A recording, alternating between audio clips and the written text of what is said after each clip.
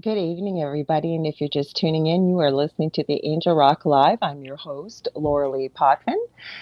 If you are listening and you'd like to watch the show, please come on over to the UFO Paranormal Radio YouTube channel. You can watch the show. We are streaming on other venues, same name. We're on Facebook. We're on my profile platform on Facebook under Lorilei Potvin, also on my YouTube channel. But any of those places. Now, if you are on Facebook, those of you that normally join us know I cannot always see your comments. And some of you add some pretty great comments to the conversation. I know you may not like YouTube, but we'd love to hear what you have to say. And a little bit about my show. I say cover all aspects of the supernatural, whether it's UFOs, aliens, the paranormal, cryptids. I also do truth seeking and activism. And I also, one of my main things is I promote the power of the mind, power of positivity, as well as how to access your own intuitive gifts that we've all been blessed with. I'm a Canadian psychic medium. I am from Thunder Bay, Ontario. I'm a crystal Reiki, my mouth's not working tonight, crystal Reiki energy healer. I'm a psychic medium, Akashic Records practitioner, spiritual teacher, and mentor, and I'm also a registered nurse. Now, tonight, I'm going to give a shout out to my girl, Karen Holton. She's been on here before. She will be on next week, actually, as well. She introduced me to this lovely lady that we're having as a guest this evening. Let me read a little bit of her bio. Her name is April Michalski. She's from Colorado, and from a very young age, she knew she was unique. She could sense the presence of beings and possessed the ability to read people from the time she was about 4 years old. She credits her knowing to surviving a harsh childhood. She has served in the USAF and U.S. Army. She's also started a nonprofit to help veterans and others who struggle with suicide ideations. She is graduating this spring with a BA in American History and will be pursuing her master's in paranormal studies. I can't wait to hear more about that. April will be launching. Now, this is really cool, guys. I want you to really listen to this because I have never heard of a podcast like this that we're going to talk about. Mm-hmm. She will be launching a podcast, The Ancient Gift, debuting in February. She's also authored a book. This keeps closing on me. Sorry, guys. Going right back there. I'm so sorry. My stupid, I give up. You're going to have to give them the title. Welcome, April. I'm so glad to have you here. Thank you. Can you hear me all right? I can hear you fine. I kept trying to get it to go to Facebook. I'm just going to tell people, Dave Petrella's already here. Hey, Dave, how's it going? Dave's an astrologist. He's been on here before. No, things happen when you're live, right? And I've got my second device, and I thought, oh, great, I can read from there because it wouldn't open your bio on my older page. So anyways, welcome. I'm so glad to have you here. Thank you. Do you want to tell people the name of your book? I kind of left them hanging. It's called Kindreds, Realizations, Revelations, and the Revolution. And it's basically, it's kind of like, it's funny because I started writing this a long time ago when I went to Greece. It was like my last few days, and I was outside of Athens in this little village, and I was in this like little restaurant. It's kind of half in the water, half off on a dock. And as the only single person in Greece, I was convinced because everybody was coupled off. So I'm sitting there with my little steno pad and, old school before social media, and, cell phones were there, but it just wasn't, as, I don't know, prevalent as it is now. But I just started writing, and I just had a voice said, you need to write me. And I kind of looked around and was trying to see who was talking to me because I thought I was losing my mind. And she's like, no, you got to write me. And I realized it was talking to me, in my, like, I could hear her plain as day. So I started to write it. I don't subscribe to that I'm an automatic writer, but whatever message came out, I just started writing, and the concept of the book was born. And the main character, Afeda, she is the giver of life. That's what her whole presence embodies. And she is the first human being in thousands of years to connect with her soul. And in doing that, she ends up saving humanity from themselves, basically. Oh, I love it. And it's kind of the thing that's really amazing about the book is that when I started writing it, it was really before social media was prevalent. It was, 2008. We had technology, obviously, right. But it seems to me like the times that we're in now, everything that's happening. It's like I just watched a special on Skinwalker Ranch. You've heard of that in I yeah, sent you my background in the paranormal. Like we have okay. so many similarities. I've watched you. We're going to mention Chris's podcast for sure. Chris Matthew. We'll make sure to bring that up by the end. But I watched you on his show, so I was like, oh, I got to talk to that lady. And it was Karen Holton who connected us. That's why I gave it a shout awesome. Hey, our backgrounds match. You have a red checkered blanket, and I have a red checkered. Yeah. There's been a few things you have said to me. Like when you were talking about your book, I'm going, holy crap, that sounds like now. And I have to, there's a question I'm going to ask you about that inner voice, but I was just going to mention, I don't watch a lot of TV, but we've been watching The Witcher. I love that show. Oh my God, it's addicting. I mean, Henry Cavill, come on. But I mean, seriously, the show is amazing. Yes, I love it. So hot. Well, the other thing I've been saying to a few people today is my partner Del has the show on the network. I give him a plug every now and then. So Delicious Recipe Thursday nights, and he does truth seeking. I hate the word conspiracy theory. And I say the same thing. I say truth speaker. That's so funny. I heard you say that the other day, and I was like, oh my God, that's what I say. We're not conspiracy theorists. We're truth seekers. Yeah. Yeah. I'm wearing my truth seeker shirt. I see that. I want one. I do. I want one. Do you? Well, I have a Cricut, so I designed all this, cut it out. I'm launching a second business. I've got a few pieces here I'm going to bring up at the end of the show to show people. I'm actually going to get the damn store open. But where was I going with? Oh, my partner has, since I've met him, I've been with him for 13 years, and he's gone on and on and on and on about this book series, The Wheel of Time. Well, The Wheel of Time is now a series too. I saw that. I haven't read the book though. Okay, well, they are both in the future. Okay. They both talk about the white light or being on the side of the light or the light. The similarities are not even the same stories, but there's so many similarities. But getting back to The Witcher, because like I said, I talk about, the power of positivity, the power of your mind, without giving anything away. The last episode in season 2, the Witcher was battling with his fellow Witchers, a very, very powerful demon.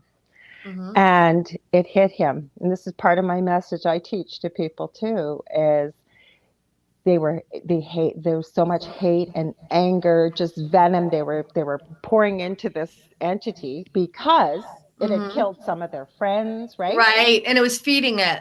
He got right away, all of a sudden he got from a crystal somebody had thrown to him. You have to watch the series. I don't want to give too much away. But the whole point was he realized we need to send it love. We need to send it high vibrational energy because that's so aversive to it. Its food is the negative energy. And that's kind of the... Oh, go ahead. I'm sorry. I think there's just a slight delay. So if I interrupt you, that's why, and I apologize. Problem. Also, I'm extraordinarily ADD and high energy. So sometimes I lose track of my mind. So Chris calls me Squirrel Girl because I'm like, squirrel. I was just gonna say that. I'm like that. I'll be talking because my mind, I don't know if it's ADD for me, but my mind's going a mile a minute. And all of a sudden I'll be like, oh, look at that. And so I always joke and say, oops, shiny squirrel. Yeah. So at any rate, in my book, so this now, think back to 2008. We're in the Matrix, right? Everybody's plugging along. I'm in my late 30s. I have 5 children. One's gone off to college. I have 4 daughters left, and I'm working. I'm doing my thing, and I end up starting writing this new age book. Now, I had been gifted my whole life, but I had never really, I don't want to say embraced it because I was taught that's bad. Like you can't know these things. You shouldn't know these things. There's no way you talk to dead people. Even though my grandmother was Native American, half Irish from the reservation.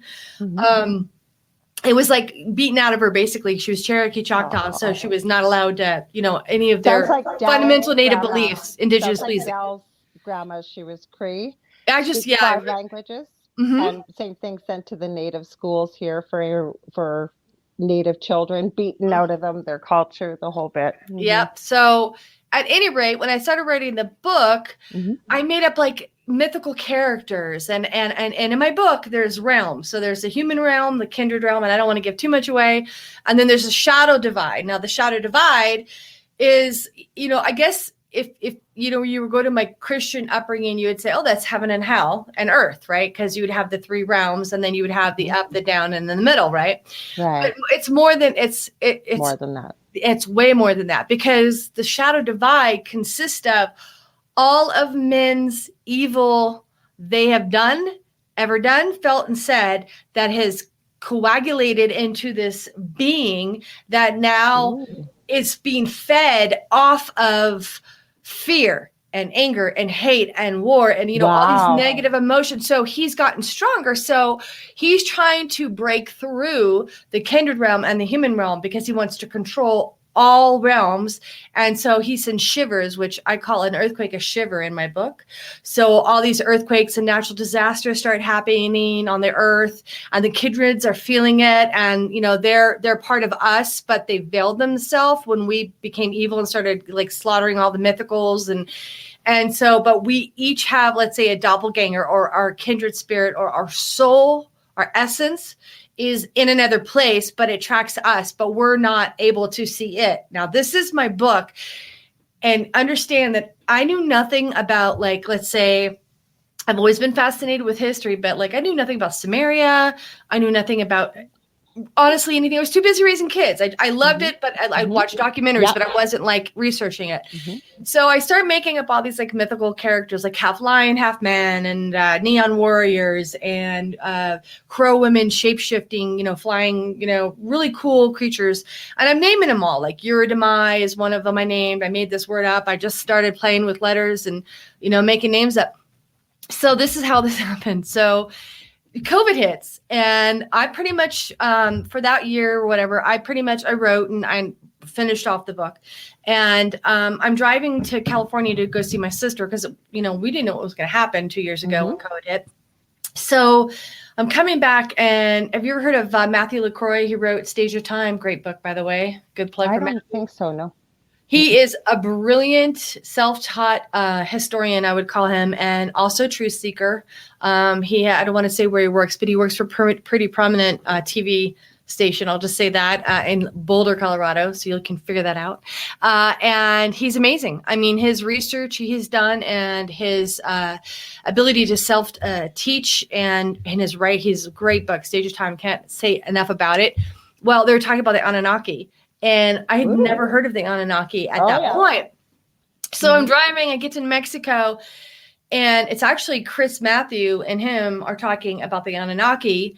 And I almost drove off the side of the road, because in my book, one of the kindred, the sages in the book, the wise people, what do you want to call them? They're called the Ijiji. Now, I thought I made that name up, but turns out the Ijiji were scientists for the Anunnaki. Yeah. So I literally was like off the side of the road, like went to Las Cruces, went to a hotel, I'm like, this guy's going to think I'm absolutely bonkers, but I am going to email him or message him. And I found him on Facebook, and I messaged him. I'm like, he's never going to call me back. He's too famous. He's never going to even like recognize that he answered me like within minutes. It was incredible. We had this great conversation, and he's like, I wonder if you're being downloaded to, or if you're like reliving a past life. And I had to really think about that. Because when I went to Greece, I felt like I was home. Like it was not foreign to me at all. And I didn't do your typical like Santorini and then all the islands. I backpacked the mountains of Greece for about almost 2 weeks. I don't even know how many miles I did. And I saw like the oldest church in existence, just incredible. So Leonidas defended off the Turks, the famous 300, just incredible sights. So of course, the Parthenon and all that stuff. But so we got to talking and stuff, and we kept in touch. He was very sweet. And then a few months later, I got the nerve up to message Chris Matthews, who is Forbidden Knowledge news host. Yeah. And we started talking, and then he had me on his show, like, I think almost like a year later. But the point being is that the book is, the more I learn about, now they're saying cryptids are on Skinwalker Ranch, and there's a portal, and they're coming in and out.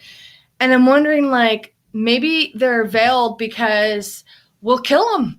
Maybe we're not, we are definitely not ready as a species to say, hey, Bigfoot, or, hey, I think they still are. multidimensional. I Right, do. right. So I'm thinking like every time I hear something else in this like realm that we exist in, the one that's not Mm-hmm. participating in the, craziness in this world right now, Mm-hmm. I think it's another link to the download. It's another verification or validation that I'm on the right track and I'm getting something right, because I don't think I became a history major by accident. No, no, no. At all. And I was going to pursue my master's in world history. And then I was like, what they're teaching us is, I'm not going to, the college I go to is amazing and stuff, but the history, I already know for a fact, a lot of it is BS, Wrong, right? So, wrong.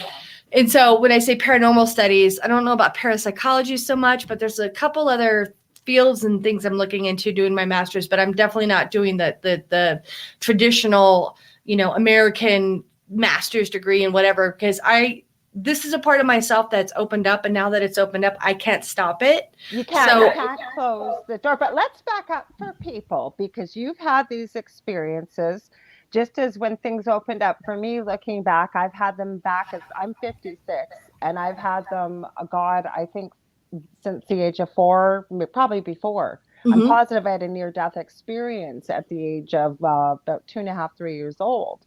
But so part of your bio, so you remember back as the age of 4, like, is there a familial history? Was this welcome in your family, or? So, I had a very difficult childhood. A lot of abuse and neglect. Sorry. That's okay. I mean, I'm only speaking of it now because I think it's important to kind of frame this when you ask me the question, right? Mm-hmm. My mother was an alcoholic and my father worked overseas most of my life. So I think collectively, if I were to add all the time from the time I was 0 to 18 that I lived with my dad, maybe was 3 years out of 18, if you added all the months in together. And my mom used to say, I'm seeing demons are demons. Now, she was an alcoholic. And now that I'm older, I kind of came to realize I think she probably popped a little like Valium, things like that, But I think because we lived in a very rural part of California, and there was an Air Force base not too far away. Mm-hmm. And we had like these huge fields with like aqueducts and stuff that fed like all the agriculture and everything. This is I'm 54, by the way. So you and I are close in age. Oh, I didn't even know we were close in age. Yeah. So this is back in like the late 60s, early 70s, right? And so we had all kinds of phenomena, like bright lights in the sky. Wow. And, and I really think my mom, she could have been, she was abusing substances, so it could have opened her up to it, though, too, right? Because we know that those kind of things can lower your, whether you want to call it your auric field, your energetic field, it can make you open to stuff like that. I think she was seeing extraterrestrials. I think that in her mind, she couldn't wrap her mind around that, so she called them a demon. Yeah. Have you ever seen the movie Paul? Yes.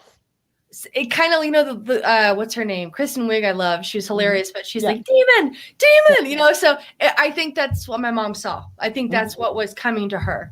Mm-hmm. So, but and so when I tell you about my childhood, most of it's blocked, but I do remember the ability to discern. So when I would be around somebody that I wasn't quite sure of, because I'm outgoing, extroverted now, but back then I was like really, really shy. That's how I was.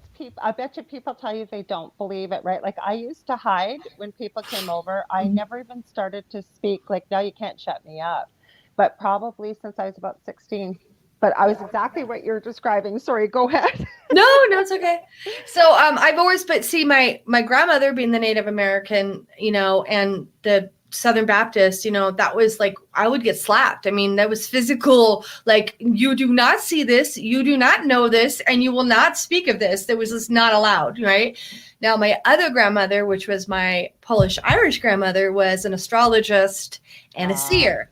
So when I moved to Florida when I was 10, I spent a lot of time with her, and she would nurture the gift. She would encourage me. She would be open to listening to me, and still, wasn't something prevalent that we would talked about. But I remember she had this, like, it's 1970s, and she had this like little thing, looked like a Simon Says kind of like apparatus. We had like a little tape that fed into it. And I remember, she used to like put like dates in it and stuff, and it would spit out like, a little piece of paper that would read like, Oh, cool. your little horoscope for the day or Mhm. month or year or whatever. It was cute, I mean, Mhm. now it's whimsical now, but she was actually very talented. And she was, my sister just told me a story that when we were little, we were visiting, and she had this, I guess, an angry phone call from this husband. And my grandpa answered the phone. My grandpa was this cantankerous, tall, like Polish, regal, like retired engineer guy, Yeah. totally scientific. I was his favorite grandchild. I hate to say that, but Aw. loved him. But he was kind of a jerk to everybody, but he was really cute, sweet with me. Yeah. But he gets off the phone. He goes, okay, I'll tell her. So he gets on the phone, and I just, Marie, because my grandmother goes, you got to quit doing this stuff. I guess she told this woman that her husband was cheating on her, and she was right. And the woman started spying on her husband and caught him. Mhm. And then she admitted that Marie did. So it was this huge thing. So yeah. So Yeah, because she found out the truth. yeah, I know. It's her fault for speaking the truth, not because the guy was cheating on his wife. Always Yeah. kill the messenger, right? It's always Yeah. that way. Kill the messenger. Don't look at where it came from, just the fact that you found out the truth. And so we'll take it out on the person that told me rather than stepping back and thinking, okay, they told me. Now I need to deal with where the lie started. Exactly. Yeah. But I mean, so, and I have had this, and it's gotten me out of a lot of stuff. And as a teenager, I probably shouldn't be alive with some of the things I did. I was pretty wild, rebellious, like, and it was so weird. It was like, well, that's not going to happen to me. Like, I'm not going to die if I do that. Like, I just knew, or like, I'm not getting into that car with that person because no way. And then they'd get in a bad car accident, so I just kind of had this knowing, Mhm. And then like I get in the military, and it was all business, right? It was all, I was one of the first women in the Presidential Honor Guard. I was a 21 gun salute at Arlington National Cemetery. It was at the time, very prestigious. And women were not welcomed, trust me. I think the Air Force was the second branch to let women in. The Navy, I believe, was the first. And I got hazed pretty bad. And so it was all business, It was all like, and then I got married really young and had a baby, and it was just about survival, right? At that point, there's no thriving. It was surviving. So when I went to Greece, it was the first rule, I think, big thing I've ever done for myself, and I could. And when I came back, it kind of started this awakening for me. And then COVID, and then I kind of went dormant, kind of like did business things here and there. And I just wasn't, it's like I wasn't finding my place in life. Like I had a few partners, and I just nothing felt right. Just nothing was authentic. Everything was like, I'm doing this so I look good on paper, or I'm doing this so people respect me, but I'm not doing this because this makes me happy, or this is what I feel I should do. I'm doing this because I have mouths to feed, or, so it was kind of that societal like pressure. And then I don't know, like, I would say I started listening to podcasting on that trip out to California, and I didn't climb down the rabbit hole. I like dove head first without even checking how deep it was. I've been down the rabbit hole because I have a son with severe autism that's 23, 24. So I dove down that rabbit hole very long time ago. But when you go and it's new, how vast and how wide it is, right? And I can still say I barely scratched the surface doing this for 20 years. I mean, I listen to stuff every day. It's like, I didn't know that, or, I didn't know that. And then some things I take kind of with a grain of salt, like, well, you can. That's my proverbial back shelf, I call it. I put stuff up there if I'm not too sure, like you just said, well, it's kind of out there, not too sure. I stick it up there because I truly believe, not failed me yet, but the truth always comes to the surface. If it's the truth, it will come to the surface. Yeah. I believe you. I agree with you and believe you. I don't know. So it's been kind of like a journey, and, here I am in Colorado, and it's just incredible. So I have absolutely no regrets. I'm hoping the book gets published this year. Good. I'm ready. So. I'm ready for it to be shared. I really wasn't ready for the world to read it because I was too scared to be, kind of like to read it. That's right up my alley. Well, look what the shows I talked, and I don't watch a lot of TV. My only show I used to watch was Supernatural. And it got to the point, my theory is with the paranormal. And I always knew the paranormal never went looking for it, it found us. But my theory is, and that made me look into the, especially the monsters and stuff that they talked about in that show, realizing it's based on a lot of legend and lore and truth. There was a lot of research that went into these shows with the monsters.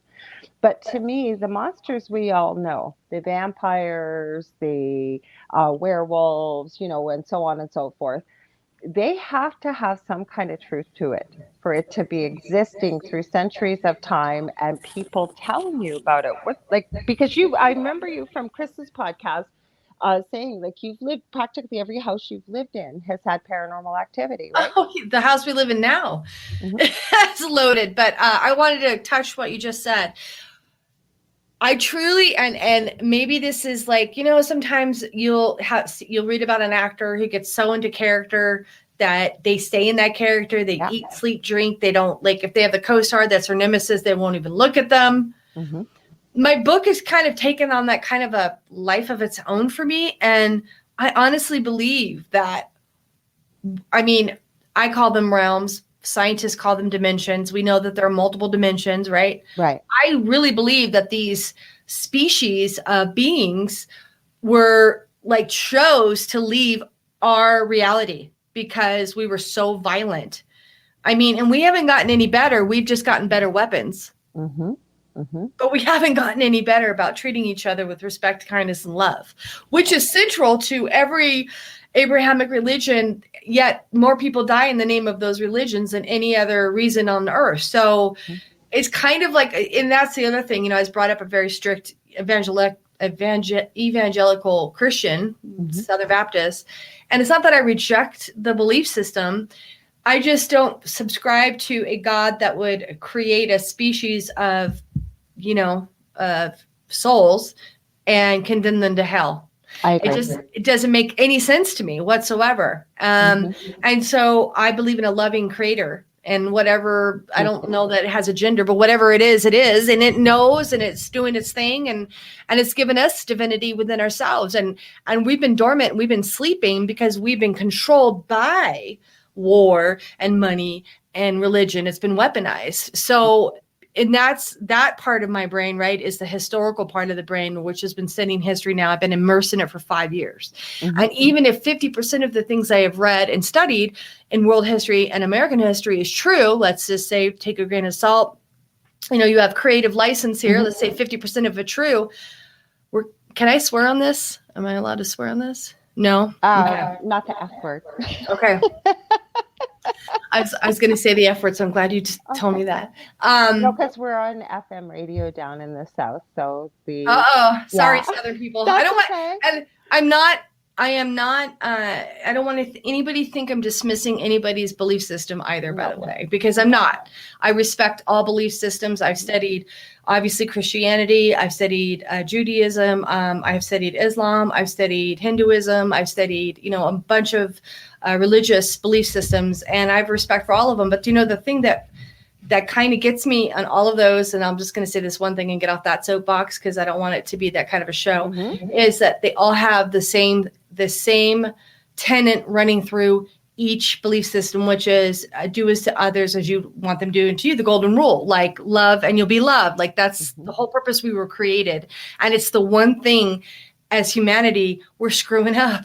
So that's where the kindreds come in. And I think this disconnection that we have with ourselves, with our essence, with our soul, it's preventing us from connecting to source and to each other on a much bigger picture. And because of that, we're lost. And that's why we're fighting, because typically if somebody gets lost in a forest, they get scared because they hear noises and trees breaking, and it gets cold and all these things. And we're just like these lost souls running around trying to figure out our purpose and why we're here and why we were created. Every single one of us, it doesn't really matter who you are. Everybody has a moment like that. So I think until we find that, we're going to continue to do this where we're fighting and we're, against. Yeah, but how many people, and I don't knock religion either. I was raised Roman Catholic. I was sent to Roman Catholic school. I was had made to go to church all the time, and I always my it's very similar to what you just shared. That to me, and I'm just going to say this. I always say it's not my job to judge, but every time I was forced to go to church, everybody had their seats. You might have to turn down a little bit. We got a little bit of feedback there. There's no sound. Oh, on No, I the can hear microphone? you. You can just, yeah. Sorry about that. That's okay. That's okay. It can still hear it, but it's not too bad. Just so people can hear us. But what it was I was going to say, people with all the money sat up front, and then they judged everybody as the basket went by, and they were holier than thou. They were all in their most fancy clothing. And then the minute they walked out, just treated people like garbage. And to me, I say God, if God is your father and God is everywhere, I don't need to go to a special building to have a conversation if I want. No, other people, if you need that, hey, I'm the same as you. I've studied many different religions.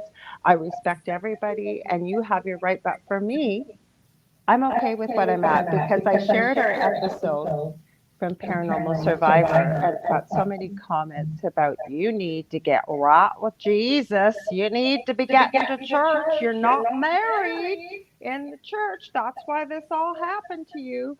So there's still a lot of judgment, is what I'm saying. Instead of, like you said, treating one another with kindness, treating like you would want to be treated, learning that, yes, we need to take care of ourselves so we have enough to keep giving to others, because I believe it's all about service to others rather than service to self.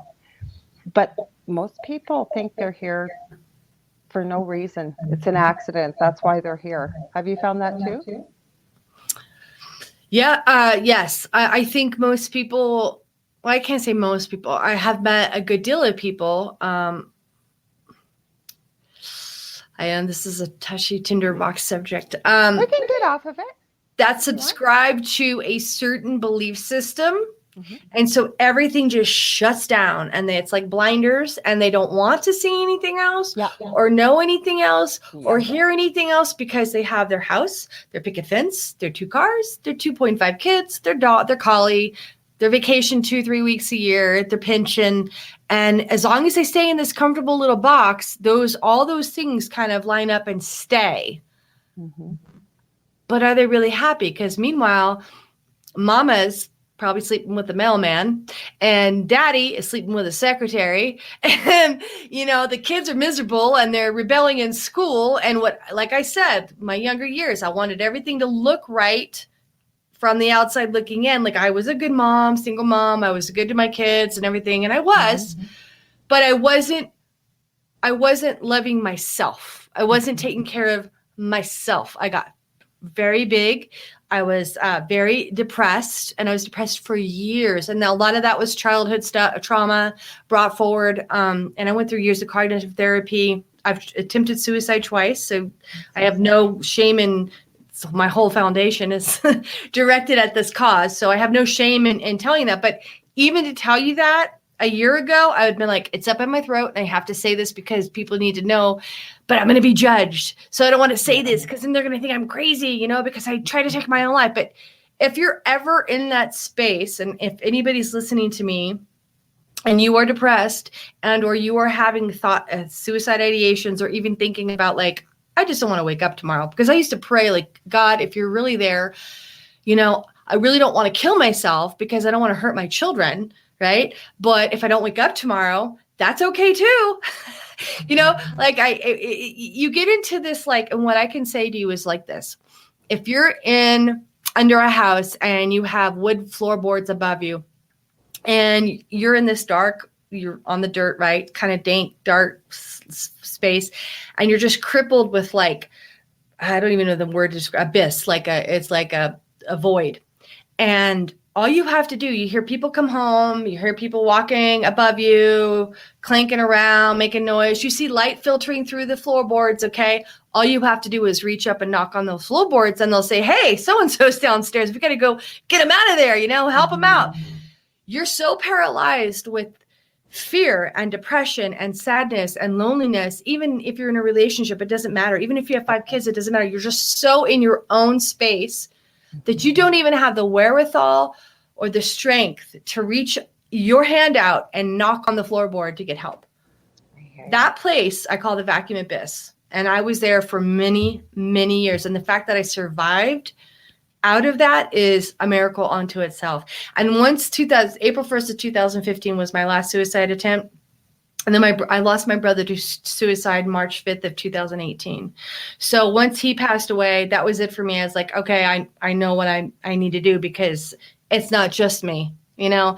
And I knew from the suicide note he left, that referenced me specifically, and he has several sisters and brothers and kids and everything. And I was like, okay, I get it. I have to do something about this, because I'm not alone.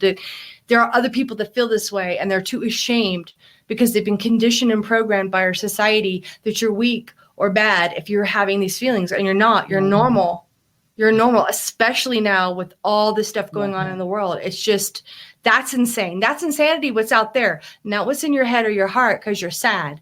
It's insanity what's out there. So it took me a while, a couple years of cognitive therapy, a lot of spiritual. I did spiritual therapy and cognitive therapy in parallel for 2 years, and really grew my gifts and everything. And then once my brother died, that it was like something switched on. His death actually not just saved my life, but gave me a purpose. And I know that sounds kind of odd, but it put a fire in me to go do everything I want to do, what's left of my life that I've been too afraid to. You know what though, April, I say this often, and I know one person was sort of in a difficult space that heard this and took it the wrong way.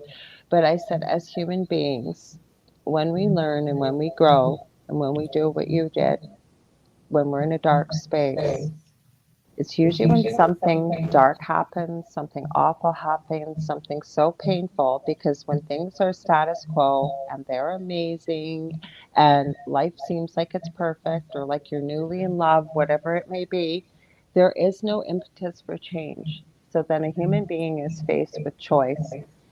What do I do once I start to heal? Say we've lost somebody we love, like your brother, right?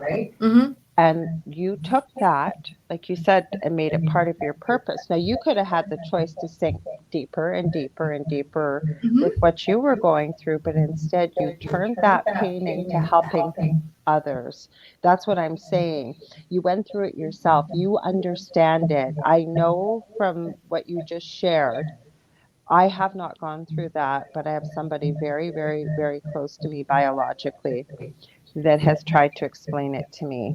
And I had no idea. Well, actually, even what he said to me broke my heart. But that's what he said. There are no words, but he tried to explain it to me. Mm-hmm. And it was very similar, a lot of the wording that you were using right there. And what you were doing is so brave and so courageous, because there are so many people out there. And let's think about it. You want to work with somebody that understands it, or you want to work with somebody that's clinically gone to school and has no idea how deep, how dark. There aren't even words in the English language to explain where you were, right? No, exactly. And, my son, who is brilliant.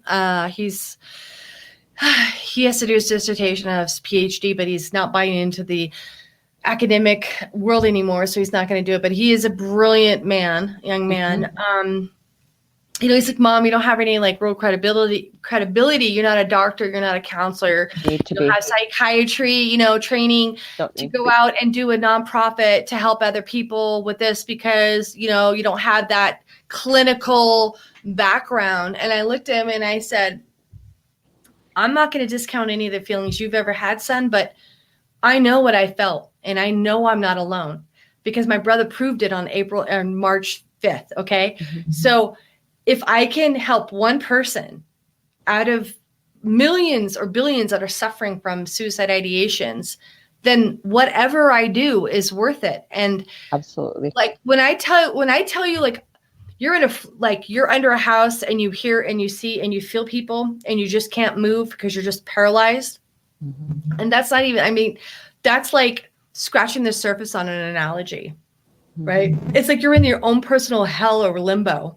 And everyone's like, oh, come on, don't be depressed. You have a great job and you have a house and you're so pretty or you have great hair. Or, you know, what do you have to be depressed? Your kids are all healthy and, you know, You and got there's a great job, or you got a great life, you got a great part, and they don't get it. And what I'm going to say to you right now is that the minute you talk to somebody, meaning you, and the experience you've had, and no matter what they share with you, you will have a better idea what to say to them than say I would. And I'm going to just be honest. It's one of my sons I went through this with, and I still do. I have many a talk about death and dying, and that suicide, it removes the person's pain, but it's the people that are left behind that you never heal, including the fact that even with mediumship, how many people do you run into that even have so many regrets about taking their own lives, or they won't cross over because of, religious dogma, thinking there's hell awaiting them if they do. I mean, we can go on and on. I read for a girl one time. I've had a few stores and I owned a little antique it was kind of like a mixed bag in a little town in New Hampshire. And I'm not going to go real deep into that, but it's a college town. And now this is kind of when the secret was stuffed way down, but I couldn't help it because spirit comes and they don't get permission. They just come. So this young woman comes in my store. She's looking around. She's like, oh, it's, you have such cute stuff, blah, blah, blah. And when I say I see her dad, I don't mean like I physically, like some clairvoyant that can see. I can feel when spirit comes. I get goosebumps that come from the back of my neck, and it usually goes to the left side of my body.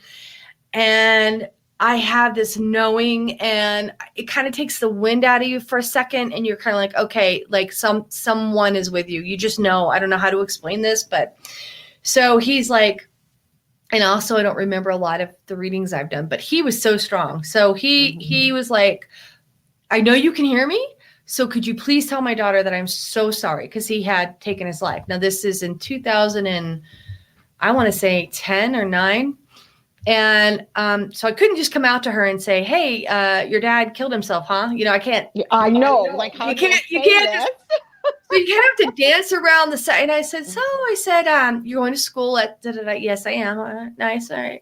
And, she was young, petite, pretty girl. And I said, I don't know how to tell you this, but I need to tell you this. And I said, because I have somebody with us right now. And she's like looking around this, the store. Where's this person?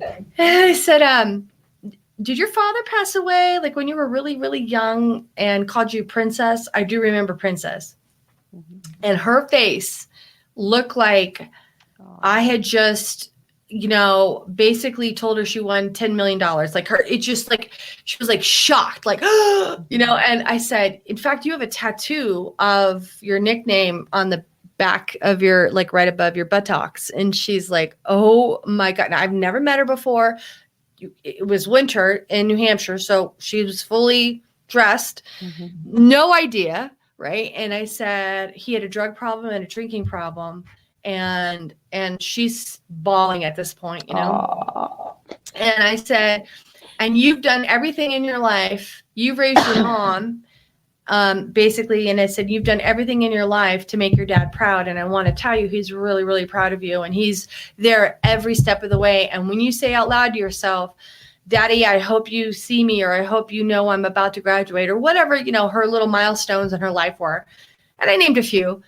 And she's full on bawling now. Thank God nobody came in the store at the time. And I was like, I want you to know he's with you and he sees everything. In fact, I even got his name right, but don't ask me because it was a long time ago and I don't remember. Yeah. So she was like, oh my God, you have no idea how much you've just helped me, because she was going through some turmoil with her mom because her mother and her had some, and we talked about that. And he gave me a message because the mother had a lot of guilt because they were separated when he killed himself, and she was about 5. And so I knew then, okay, you're not imagining this stuff. Like you really can. No, you got more than evidential proof. You can really talk to people that are passed on. And, it took me, like I said, a long time to kind of gain my stride in this. But then I read a lot of scientific, journals and medical journals and things like that. And there is no explanation. We know that we are created with energy, and we know energy never dies. We don't know how it's created, and we don't know where it goes, but we know we're made up of energy. So it's very plausible that when somebody passes from this world, that their energy can still talk to other people's energy. This is what I try and tell people, and I don't get in an argument with them, because you would get people that are sort of in our field and will say, no, there's no way that they can come back and speak to us, or they're there for every important event, or the minute you think of them, they're there. Yes, they are. They are.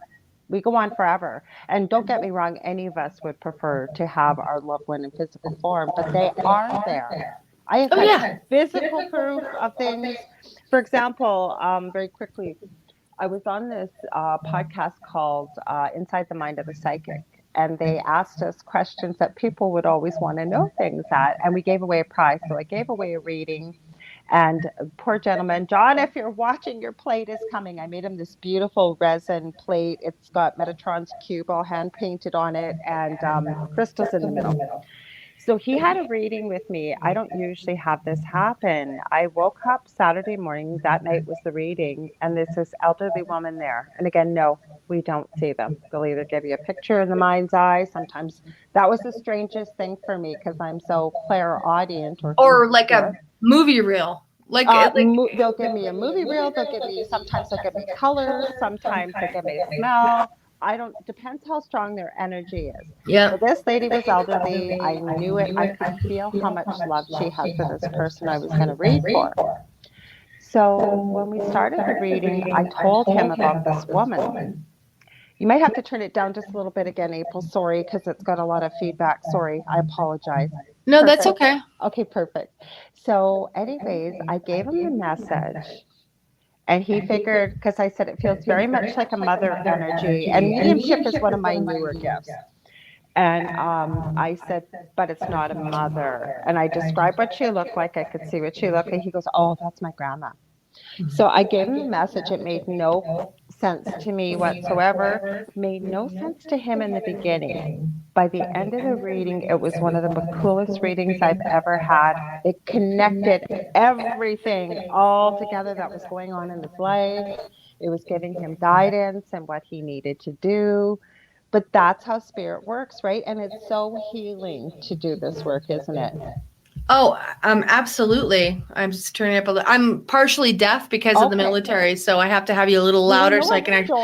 I can put my headphones on again and hear you, but I wanted to be free. So okay, I was going to say, you know what story, if you wouldn't mind sharing? You shared it on Krista's show with your beautiful daughter Christina. Yeah, and it was the one that she was hanging out with a friend that you weren't too crazy about. As mothers, we wouldn't be when they were teenagers. And her grandmother came through, and would you feel comfortable sharing that? Oh, absolutely. Yeah, it was one of the most profound experiences I've had thus far. And again, I find that it works best for me personally when I don't try. When I'm not, it's like one time I had my spiritual counselor, the woman who helped really save my life, along with my cognitive therapist. She said, you know what you are, April? You're a light worker, and your frequency is getting higher and higher, and you're a natural healer. I'm a natural healer as well. And I'm having like visual issues of our house is very active. And so I can feel something around me right now because I'm talking about it. It's like a law of attraction, you talk about it and they're there. Anyway, our house was built in 1890. It's really cool. And so, what was I saying? So I wasn't really trying. And I the girl right now is like another daughter. I mean, I've known her since she was about 16. She's 33 now. Lovely woman. Are you there? I'm here. Okay, because you just went off for a second. I don't know. Oh, so weird. Technical difficulty. I'm like, all right, calm down. Calm down. But and I didn't dislike her as a person, but I knew she was into drugs and alcohol. I mean, and like my daughter said on the show, I couldn't get away with stuff at all when you were a mom when I was younger, because you knew, like, I just knew stuff, and it's like not like I tried to know stuff. I just knew it. They couldn't lie to me. So basically, I was walking by the room. They were hanging out in my daughter's room. And I stopped, and I remember stopping and then kind of backing up. And I looked into the girl and I said, "Hey, so-and-so, do you have a grandmother that passed away?" Now, she's Lebanese, so she's Muslim. She was rebelling big time at this point, drinking, doing, little, I guess, recreational drugs and things like that. And my daughter was starting to get into it. I could see it changing her personality and everything. And so she looks at me and her eyes got really big, and in their belief system, this is a no, you just don't do this. This is bad. Right. And I said, well, she's here right now. And she just kind of, you could just see her kind of key up like, what, because she had heard I did tarot and I did readings, but she had never really seen it come from me yet. Right. And so I walk into the room and we sit down. And all of a sudden, my daughter says, "Mom, your eyes changed to brown. Your facial contorted." She's like, "You were speaking Arabic fluently." And I was calling her by her childhood grandmother pet name that only her grandmother called her. There's no way it's Arabic. No way I could have known this. And she said, "You were telling her all this stuff that had happened to her as a kid that I would not have known," in Arabic, by the way, not in English. She started crying and freaking out. My daughter is like, "Stop, Mom, stop." Yeah, that's what Christina said. She was like shaking you, going, "Mom, stop! You're freaking out, my friend." Yeah, but I was like, I mean, I hate to say this, I was jumped basically by this woman, this energy, who really wanted to get through to her granddaughter because she was really worried about her, and she had a reason to be. Yeah. Well, it turns out, I told her that I was when I say I mean the woman. Okay. So it'll be easier for people to understand that I was okay, that I was in a really good place and happy, that I loved her more than anything in life. And this is what they told me after. And she said that, she said, all these things that you're doing right now to rebel and to get back, you're only hurting yourself and you need to stop it. It's, you're not taking care of yourself, basically. And little did she know, she didn't even know this. She had, right after that, she was with an abusive boyfriend. She was doing, recreational drugs, and she was drinking. And so she stopped, after that, she had a full belief that that was her grandmother, and her grandmother knew what she was doing. And she was so ashamed of herself that she started having health problems. She went to the doctor. She had a major health crisis. And if she had not stopped, she would have died. It was super serious, and she didn't even know about it. And she doesn't drink or do anything now. She's super, and she's like a hot shot in New York City, and she's super happy. She's a great person. But she said it, and she broke up with a boy. She didn't date him anymore. She got away from the abuser, and it changed her life. And I think retrospectively looking back, this is why I look at it when people from my childhood who have a steep religious belief in whatever religion they believe in, and they say that's the devil. I don't think so. Because why would the devil want to help somebody? Participate in that paradigm for a moment. Why would that change the trajectory of her life and saved her life? And I'm not trying to pat myself on the back. I'm just saying that was told to me years later that happened. And all I know is I don't see how something that, if you help people with something and you make a difference in their life because you give them information that they need to know to help assist them in if it's health, love, whatever it is, if you can do that and it helps them, how is that bad? It's not bad. But that's the problem with religious dogma, right? And the same as with the paranormal, because we're going to pull up some of your pictures very shortly you sent me.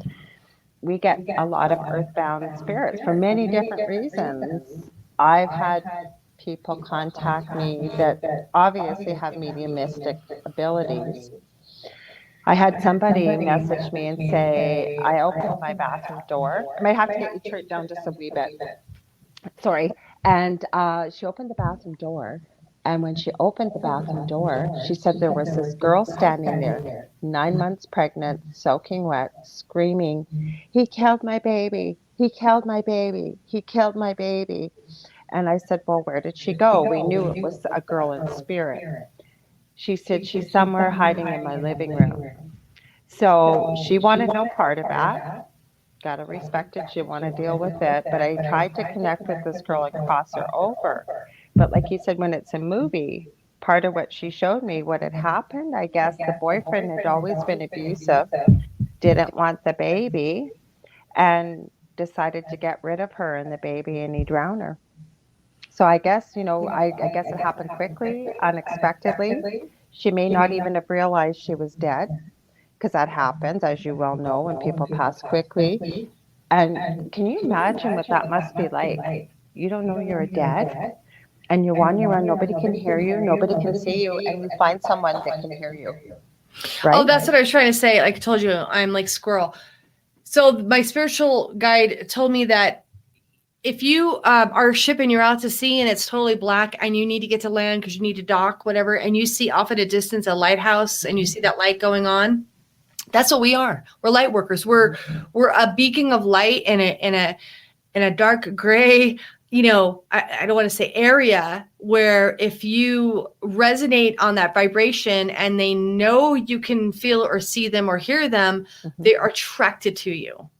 Isn't that so cool? Your guide gave you that. You know what my guide gave me? Was that if you're looking at a map, all of humanity is little pinpricks of light. But people like yourself and myself, who would be considered light workers, we're like driving down a highway, pitch black, and you're looking for a place to stay. And all of a sudden, those old flashing vacancy motel signs, that's what that is, or like a bonfire. So they see it right away. Isn't that cool? The analogies. And for everybody who's listening, I want them to like close their eyes for a minute and imagine you get home, you leave during the day, and you're not expecting to get home, and it's pitch black dark, and you're fumbling around for your keys because you're trying to open the keys, you get to the door lock. What are you gonna do the first thing? You're gonna turn on the light, right? So you can see. That's exactly what we are. Like we're the light that they flick on, so they can see and communicate. That's the best way I can describe it. I love it. I love it.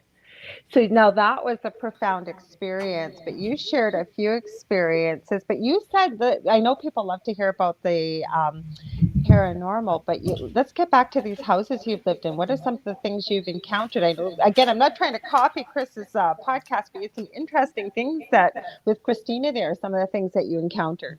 Hold on just a second, because you're saying I'm having feedback, so I have somebody do that. Okay. Yeah, Chris, just when I talk, you can hear it. Now that's way better. That's way better. Can you hear me? How do I turn it on? Oh, hold on. No worries. I'm going to put this on. I think it might help with the feedback. No worries. Can you hear me? I can hear you perfectly. Is that better? It is amazing. Oh, thank you. We got no feedback. Thanks, Chris. I guess we did need the headphones tonight.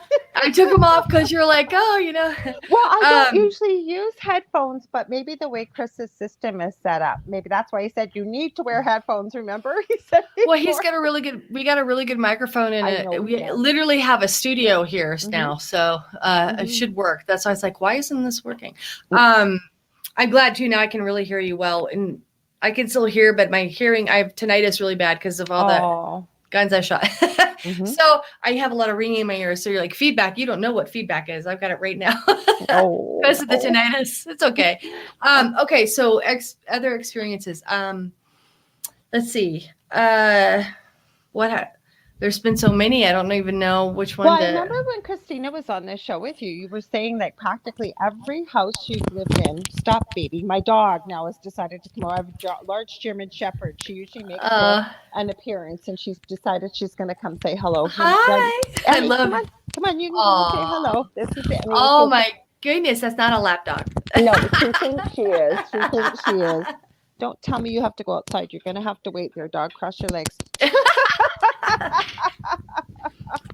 No, you were talking about every house that you've lived in, you've had activity.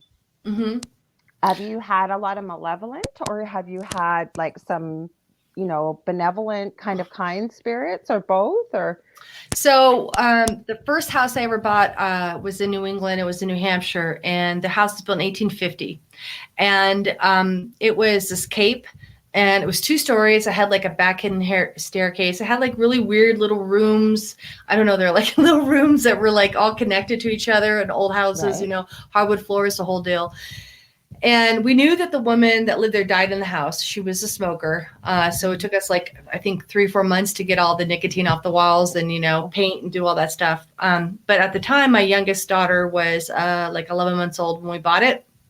And so our room was up the top of the stairs. There was a landing, and to the right was our room. And then right across the landing was this little tiny room, and it had this like weird window that kind of went like sideways. Mm-hmm. And we put her crib in there, and that was her little nursery kind of. And so we would hear footsteps and things like that. And, my kids would be like, looking at me like, what is that? And I'm like, oh, it's nothing. It's an old house that's settling. You don't want to scare your kids, when they're that age. Yeah. So I remember one night specifically, and this happened several nights after this. We heard my daughter, who was about a year at the time, cooing and laughing and giggling, and it was like 2:00 in the morning. And so we go across the hallway and peek in, and she's sitting in her crib on her butt, and she's interacting with something. Wow. Something we can't see. And she's like handing that something to this, whatever it was. Mm-hmm. And she's giggling. She's like, hey, she's like a baby. She's giggling like it was just like playing with that entity. And my husband at the time and I look at each other and we're like, what is that? The hell? And so we're like, okay. So we tuck her in and feed her a bottle and, put her to bed. And every night after that, 2-3 in the morning, same thing. Like, and we would come in the morning and wake up.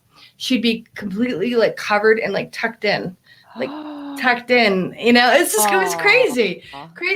But so that was benevolent. It was a nice spirit. But then before we moved to that house, we lived in Salem, Massachusetts for a while. You had lots of stories about there, didn't you? If anybody ever wants to go and see a charged area of energy, go to Salem, and don't go on the cheesy witch tours and ghost tours and all that stuff. Go with a local who knows the area and can tell you real Salem history. So we lived in this big, threeplex. It was 3 floors. And there was if you ever been, are you familiar with New England? They'll have a lot of I've never been there, but they have a lot of houses like by the ocean. And those were like the captain's homes. Sea captains would have homes right by the ocean. So this used to be a captain's home. It was on Mason Street in Salem. And, it was creepy. It was very creepy. We're on the 2nd floor, and I'll remember one day I was making dinner, and I had my daughter in the high chair, and the other kids were in the other part of the apartment playing, and my husband at the time was working. And I turn around, and I had this like chill, kind of like cold, like a burst of cold air. And it was summer, kind of go across the back of my neck. Mm-hmm. And I'm like, that's weird, So I turn around, and I look, and in full regalia is a guy in a captain like uniform, the hat, everything, walks right past me, like really slow, and looks at me and just off into the wall. And I was like, that was the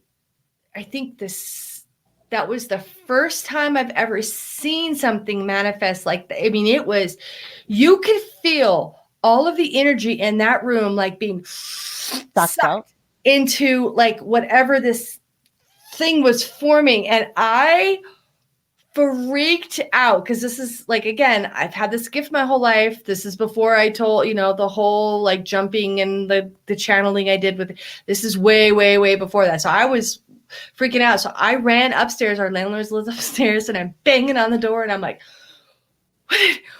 who's the guy in the sea captain outfit? He's like, oh, you met the captain. Oh, he lived here like 150, 200 years ago. Well, could you not have told me before I moved in? I'm like, that would have been nice. So we had, there was this back room, and I promise whoever's listening to this, I swear on my children's eyes, we put a cross in there. We came back, it was upside down. We'd come back, it'd be off the wall. there was a closet, and it was like a 3/4 door, and it was freezing in that closet, like Wow. freezing in that closet, no matter what time of the year. We literally, whatever was in there was so vile that we had to close off that part of the apartment and Wow. move everything to like the right side of the apartment and live, because it was a pretty big space. And my baby had her own room, and she had a crib, and we would hear footsteps, we'd hear things, we'd hear stuff dragging. So, well, we went in there one night, and the crib was dragged from the corner of the room all the way to the window, and the window was open, and the crib was down. Oh my God. I've got tears. You tell me, and I'm not a crier. Oh And I was like, holy bleep. And so I've got goosebumps right now. You telling me that. that was it. We were done. So we moved the crib into our room, and then we like I don't even know how long we stayed past that. Like, it wasn't long. We were out. That's when we bought the house with the nice lady that played with the baby. But yeah, there was some freaky stuff that happened in that house. And I don't think that was the captain, because there's a lot of there has to be a lot of energy in there when it's been around that long. Well, you have houses that are built in the 1600s there. Wow. Because in our old house, and I lost everything to lose that house 2 years ago, January 3rd. And I don't care. Don't miss it. Doesn't matter. There had to be numerous portals open there. I've sent you a couple of the EVPs that came through there that are just insane. And my partner, Dell's been thrown 15 feet across the kitchen. He almost died because of something trying to kill him. Wow. And after that, one of us, it was usually me, stayed awake all night long to make sure everybody was safe. Mm-hmm. Now, with my first husband, it was my first husband's house, growing up in that house. He said they never had anything, and it kind of started when we moved into this house. My eldest at the time was 15 months old, and he spoke a little bit late, but he never could settle in that room very well. Once he started to talk, he kept saying something in my closet, something in my closet. And the one thing, as a parent, or anybody that's a parent out there, you always check on your children when you go to bed. We just do, right? You just go do, kind of give them a kiss or make sure they're covered up, whatever. 3 to 4 times a week we would go in there when he was about 3 or 4. And we had those bunk beds that were kind of up on posts, a bunk bed or bed, but there was a desk underneath. My son would be lying on his back in a pool of vomit, not even knowing he had vomited. We'd have to strip the whole bed, the whole bit. It got so bad because both my boys are gifted, just like Christina and your kids, I'm sure are. I know Christina is because I saw her on the podcast with you. But he never slept in that room. That room was empty. He had to move a mattress by your bed. Never went back in that room. When I had somebody clear the house, and was a very woo-woo light worker, as I call her. I can tell you're not a woo-woo light worker. I'm not. Nothing wrong with it. Just people are living the really astral part. Love and light. Yes. Burn some sage. That'll take care of everything. Oh, yes. Now you might piss it off, so you got to be careful. Yeah. Yes. So what happened was, and her mom had just died, and she wasn't expecting it because she was a medium. And she had been told to come. She was going to be in for the fight of her life. I wish I had videotaped what had happened, because she went past my younger son's room and she said, "Oh, I don't like what's in there." She said, "We're going to leave that to last." I kid you not, it was a day, 80 degrees outside, not a cloud in the sky. She went in that room. She passed out. She had tears rolling out her eyes. The wind was whipping around outside. You could hear it. Looked like there were clouds just flying past. The energy was so insane. It was crazy. But anyway, she told me that there was a little girl trapped in that room for centuries in that closet and was so angry, and that's what was causing all the issues. I don't think it was any little girl. No, that's a deal. I was going to say somebody was screwing around with a cult. Mm-hmm. Oh, no. Well, it's funny you say that, because somebody called that in there, whether they realized it or not. That's not a little girl. How this all started, April, was about 16 years ago. I had hurt my back long before that, but I was with my first husband, and we had just watched that movie, The Secret. And if I could get up and get around, I was making all kinds of like pet accessories. And anywhere I went to local businesses, they wanted to carry it without getting any compensation. And I remember saying that to my ex-husband. He won't care if I mention his name. We're still good friends. It was Earl. So I said this to Earl, and Earl said, "Well, maybe it's the secret." I said, "Maybe it is." Well, lo and behold, that night I had a dream that I remember so vividly, like it's like it happened 15 minutes ago. To make a long story short, it was something that identified itself as demonic, gave me its name, spelt it for me. First of all, tried to get me to follow it and agree, and it would give me whatever I wanted. And I can't say on radio what I told it to do. And then it got very cynical with me, waving its finger, told me what animal every time I saw it, a crow, I'd know who it was. And I guess I called on Archangel Michael in the dream.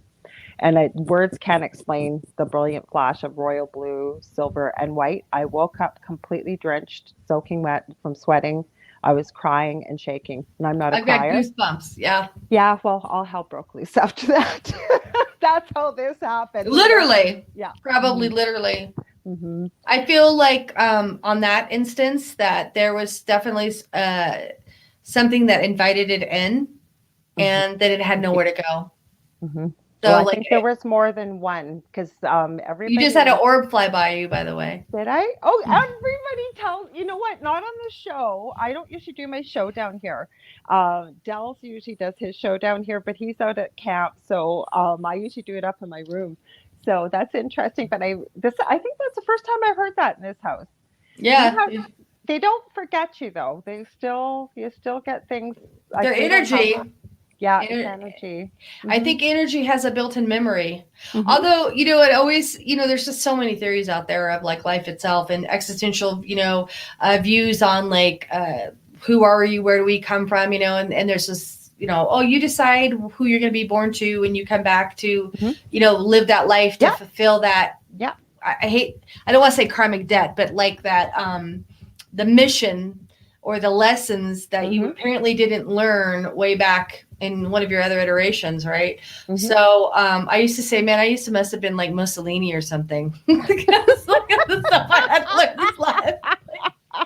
I wouldn't quite say Hitler, but that was probably pretty bad because this has been a very tumultuous, difficult road up until a few years ago. But I wouldn't change anything for the world because that's what I say. But you know what? I have to be honest with you.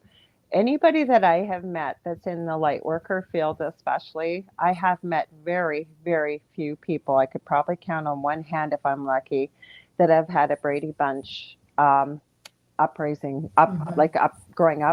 Mm-hmm. Many of us have very similar stories. And I don't know if it's the way I've likened it to, I think, is that we're older souls. Somehow it's like whomever or however we got here knew we'd be able to withstand it. But it also, like you said, you embrace it all because it makes you who you are today. Mm-hmm. But you're able to help a lot of people because of what you've been through too, right?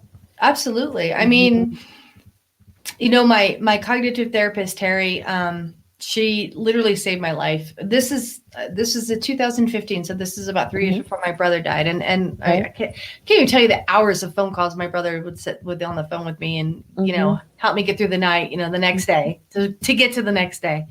But she's told me one time. Now I grew up. My parents were born in the early 30s, so they were born right after the stock market crash and during the Great Depression and all, and then World War II and all that stuff. So. She would say, your greatest vulnerability, your greatest strengths are often lie in your perceived greatest vulnerability. And it took me years to unpack that and say, no, because I can't show weakness. I can't show that I'm sad. I can't show these things because what will people think? Or like, then that makes me a crybaby or whatever that situation is. But in sharing my stories, I've done lectures, speeches. And by the way, I gave my brother's eulogy, hardest thing I've ever had to do in my entire life. I don't know either. I had my sisters, all of my daughters, all of my nieces, my nephews, my sister-in-law and I are like sisters. We call each other sisters. We're basically soul sisters. Bawling. And my brother and I were like this. It sounds like you were. And I didn't cry. And this is the funniest story. I could see my brother in back of me, full uniform. He had so many medals, he couldn't wear them all. Crazy 30 years as a combat helicopter pilot, many missions, saved many lives, brave guy, was posthumously awarded for saving like 5 or 6 Marines in Afghanistan, got him out there. The chopper got shot down, but he landed it safely and saved everybody's life. I got goosebumps. He's here. But I could see him like I could see him like standing against the casket, kind of like with one leg up and his arms folded, like, man, sis, you're making me look good. And I was in my head, I'm like, shut up, would you? Because I'm trying to do this without crying, you bastard. I'm like, I can't start laughing because maybe everything I've been saying, But like, I was so sad, but laughing in my head so much because he was like communicating with me when I'm saying all this stuff. He was helping you still while you're doing one of the most difficult things. I get through it. And my favorite quote I committed to memory a few years before he passed was, let love not be the tide that binds us. Instead, let it be the sea that flows between the shores of our soul. Oh, I love that. And it's an unknown author. And I thought about that, and that was what I closed the eulogy with. And I literally feel that is what we're here for, is this like flowing, we're these creatures that are just capable of so much love. Oh my God. And abundance. Or what we're capable of. We've been told that's not possible, that we can't do it, yes, we can. We are absolutely amazing. Yes. And absolutely. Love. So getting through the eulogy and then having him there and everything, it was a very profound experience for me. And after I was done with the eulogy, I had, I don't know, there's probably 100 people there. I to be honest with you, I was pretty shook up, so I didn't really have a lot of cognitive abilities at that time. But I had this guy come up to me and he said, are you a public speaker? And I said, no. And he's like, because I just actually had taken 2 public speaking classes for school. I was petrified of public speaking. So which is why I can't believe I'm doing this now. It's funny. I know. Now you were, when we talked before, I know you were a little bit nervous, and I told you we're not going to have enough time to talk about everything we want to talk about, because I know Karen so well. When she told me, she said it about 3 times. I think you should really, I'm not telling you what to do, but you should really connect with April. I think you 2 are really going to hit it off. That's very sweet of her. It was. And I said no, but but it was right. So at that moment, I kind of I was like, this is what I got to do. This is what I've got to do. I've got to spread this message of love. And that's why the nonprofit is called Lenny's Love. And you're not gonna find it online or anything yet, because I launched it like a soft launch last. Yeah, but I don't have my website up, and then I was looking for you on, I think it was Instagram. I was looking for you to tag you, and it comes up, but there's nothing on it yet. You're right, but no, I haven't pursued it because let's just see, folks. I sold a house and moved cross country. I have a new boyfriend. I'm in school full time, and I own a business in California that I'm about ready to shut it down here soon. And I'm launching another business, so I've been a little bit busy. So Lenny's Love is this year. Yeah. Well, let's talk about, because we're going to go a little bit past 11 if you're okay with that. Oh, I'm fine. We started a little bit late, but I'd love to show some of these pictures that you shared with me. Now, hopefully I do this right. If for some reason I disappear, guys, just hang in there, because I can log right back in. But I'm going to go to brand.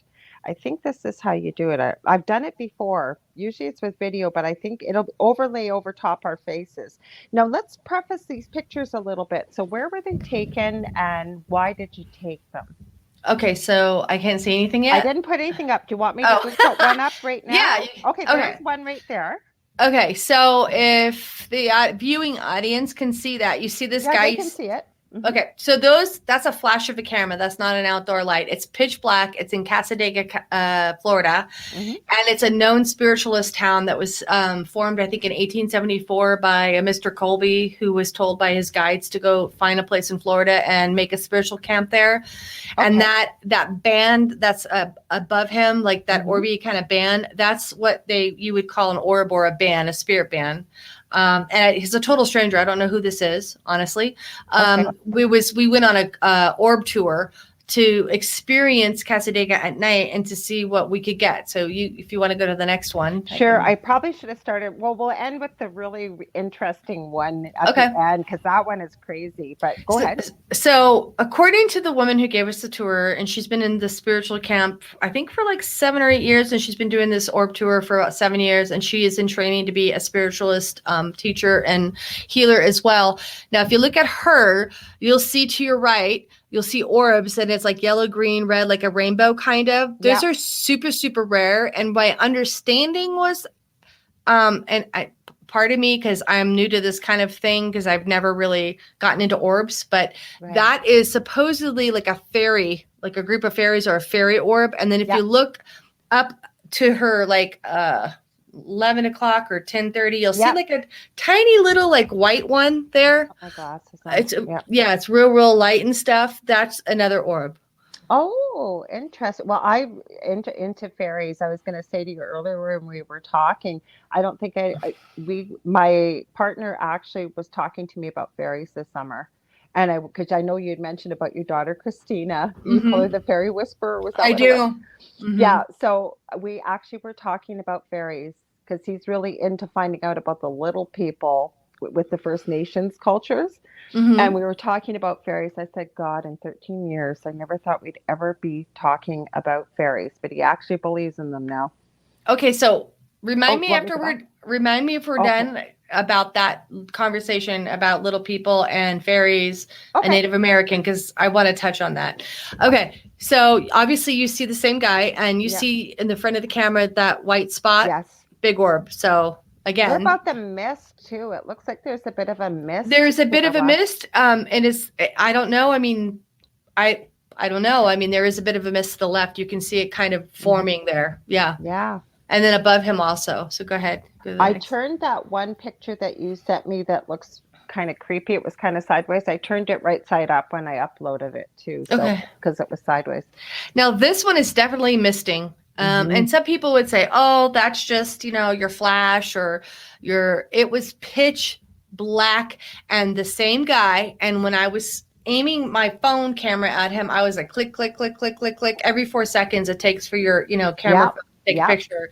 So this mist was forming around him. Interesting. And you and I have not discussed these pictures before. So I mentioned about the mist. I didn't know what this was, actually. I just had the pictures. So, okay, here we go. There's this one. Okay, this young girl, obviously she's got two prominent orbs right above her. I mean, this is like the orb central place. I can't really tell you, but Casadega, it's loaded with, it's a spiritual camp. Can you see them when the flash goes off, or just the camera picks them up? Only the camera. They're not visible to your naked eye. Although we did see a lot of things shooting like in front of us really fast. You could see that energy go by. Okay. But like off in the distance like that in the dark, you can't see it with your naked eye. That's actually the camera picking up that energy. Yeah, but you get people that become real skeptics about orbs. Sorry, that's okay. The wrong one. I'm not here to please them or explain anything. I think this is miraculous. I didn't question it in any way when you sent them to me, and sometimes I will, like when it's obvious dust and it's dust. But okay, what does that orb look like to you? Because I don't want to say it online. It looks exactly like what we both think it looks like. I went up to the guy and I said, I got this on you. And he looks at me and I'm like, it looks like a beep. He's like, he just looked at me, a total stranger, like I was crazy. My girlfriend and I that went to the tour were cracking up. But yeah, it's crazy. I mean, you can see the tail twin is on the tree trunk down below near the ground. Yeah, there's two of us. Yeah. Keep going. Probably some character trying to make people laugh. Now this one, you see that big one to the right? That's called a band. That's an orb band. It's crazy. They're like, yeah. Interesting. Now, did any of these people report feeling anything as a few of them did, most of them did not. Okay. But I will tell you, if you can see where he's standing right behind him, there's like a cutout in the grass, and you're supposed to stand on that. When you stand on that, it's almost like you're entering a portal because the energy shifts from like this dimension, and because behind that it's all swamp and stuff, right? I was like looking it back at me and like, there better not be a damn snake or an alligator coming up on me. Like, I'm not gonna be too happy, right, if I get like eaten by a gator doing this. But yeah, it was like crazy. But yeah, that was it. The energy here is, if anybody has a chance to go to Casadega, they're having their big bonanza in February with tons of vendors, and the spiritualists and the readings are not cheap, but I had a reading as well when I was there, and that was interesting too, but it was an incredible experience. So you want to go to the next one? Nice. Okay, we'll go to the next one. So this lady was so sweet. We kept in touch. Oh, and by the way, my girlfriend tells the lady who's giving the tours that I'm a medium, and a clairvoyant. And so after that, it was like, it's like being in the military and having prior military experience, and like, oh, April was in the, Air Force. Oh, she can be the squad leader. I'm like, oh, I don't want to be the squad leader. So she's like, April's a medium. And so the lady's like, April, what do you feel? And I'm like, oh gosh, I don't want to I just want to be a layman right now. I just want to just turn it all off and just be, enjoy. Right? I wish. She's a doll, this woman, but that's a rainbow orb as well. Like you can see like the different colors, and people are like, oh, that's just like, your camera picking up. Her hand moving. Okay, you can see like a house behind it kind of with the lights on. Yep. But this area is pitch black. So the way it looks so like bright is because people were like, I waited till everybody's cameras were done, and then I clicked this. And it's like she was holding this. It was incredible. And I wish I had some of the pictures that there's literally the guy's face that they made a bust out of, and they put it like on a plaque, the Colby man. Right. And there is a picture that this woman has of his face materializing next to this in the middle of the night. It's like, I have never seen anything like this before in a picture. It was insanely accurate. It was him. It's no doubt about it. The mustache, the old garb, with the tie and it was insane. But go ahead. Wow. Here, let me go up here. So at least I figured out what to do. I've done this once before. Oh, no, we want to show it. Show us. There we go. Okay, now, can you blow that up at all? I don't know. Let me see if I can. I don't think I can. Okay, so the viewers, if you can bear with me here. If you look at this girl, look to the left of her. If I'm looking at her, I'm looking to the left of her. There is a dragon head. Oh, I know why you're saying it. Yeah, because we can hardly see it. But you can barely see it. But that dragon head wraps entirely around her body and comes out, and you can see it coming from the ground. It's incredible, this picture. I took this one. I took them all, the ones that we showed you. But this one, I was like, I saw it, and I showed the lady that's going to tour. I go, what is this? And she goes, I've never seen anything like this. I remember. Yeah. Because when you see you can see it clearly. Like you can see the outcut of the ears. The head looks like, comes down like this. You can see the eyes. Like it's crazy. Maybe what I'll do, I'll try and post the pictures if with your permission. Maybe I'll try and post them with the announcement on my Facebook page and in my groups. I have Paranormal University and the Angel Rocker Tribe. So I'll try and post these pictures too, so people can have a better look and see what you're talking about. I think that's the same one. There was two of them. So yeah, you can go to the next. Yeah. The other one I sent you, I enlarged it. This is the same man and woman, sweetheart. You can see the orb flying over their head. Just a little standard orb, like they're standard, right? This is the one I righted because it was sideways.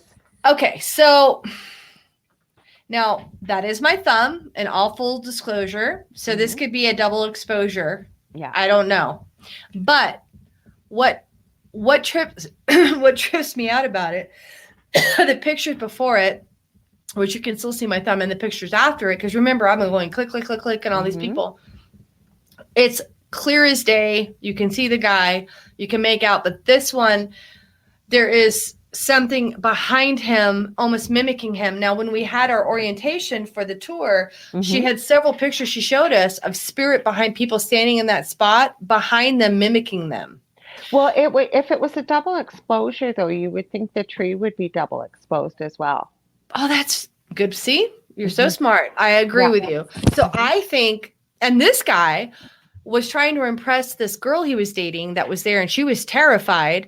And he had brought ghost hunting equipment with him and had no idea what the heck he was doing. And she was like, she kind of stuck by me because she's like, oh my God, I don't know what he's going to bring home. I'm so afraid. And Yeah. blah, blah, blah. So I told her a few things to do. And I looked at him and I said, you know, do you believe in like a higher power? Are you protecting yourself? Are you laying any kind of foundation down, you know, when you do this kind of stuff? So you're not like inadvertently taking anything home or attracting anything. And I know what I'm doing, you know, the whole machismo mode. Oh, that's And I looked at her and I looked at him and I said, you have young kids? And she's like, yes. And I said, I'd be very, very careful because this isn't a frivolous hobby.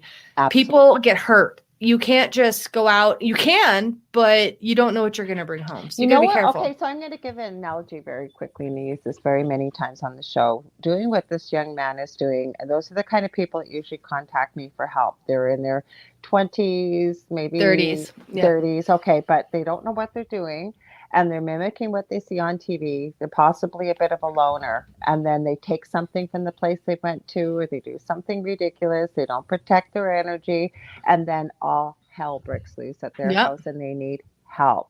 So what I say is, this would be like somebody hearing that a chainsaw is great to cut down a chain link fence. Somehow they manage to get to the hardware store, buy a chain link chainsaw. They're able to get it going. Okay. So when they start to cut the chain link fence and it kicks back and cuts off their arm, they're absolutely shocked. They can't figure out how this could happen.